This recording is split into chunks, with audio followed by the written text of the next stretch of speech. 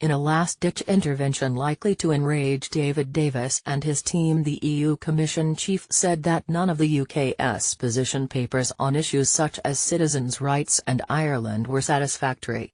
The top bureaucrat admitted that Britain is unwilling to show all its cards in the talks as Theresa May seeks reassurances over a future relationship, but insisted that approach would fail. Mr. Juncker made the remarks at a conference of EU ambassadors this morning following a noticeably frosty meeting between Mr. Davis and his European counterpart Michel Barnier yesterday.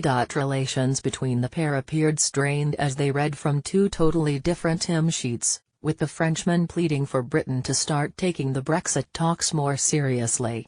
But UK officials hit back and accused Brussels of being inflexible and unreasonable, saying Mr. Barnier and his team were unprepared to negotiate at all on any issues of substance. Speaking in Brussels this morning, Mr. Juncker said, "The sovereign decision of the UK population regarding Brexit needs to be respected, and of course this is something which has an effect on our European hopes." Brexit, it has been said that it gives rise to more problems than solutions, but this does provide Europe with a fresh opportunity. However, it is an incomplete explanation and not a precise one. I don't wish to dwell at great length on this because this is ongoing. The UK government is hesitating, showing all its cards. Why would it do this in order to reveal those to others? So we've got the negotiating team in Brussels engaged in negotiations with Mr. Barnier. But I would like to be clear that I did read with the requisite attention all the papers produced by Her Majesty's government, and none of those is actually satisfactory.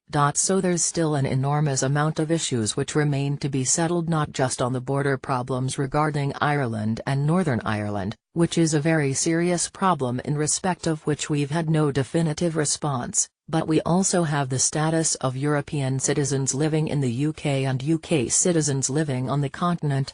We need to be crystal clear that we will commence no negotiations on the new relationship, particularly the new economic and trade relationship between the UK and the EU, before all these questions are resolved, that is to say the divorce between the EU and the UK. We cannot mix these issues up.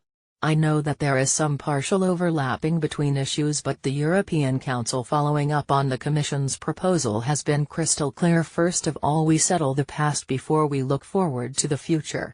And I do note with some pleasure that we've had numerous parties coming from the outside who have explained that we need to conclude trade agreements with them, agreements which are still very much disputed in Europe.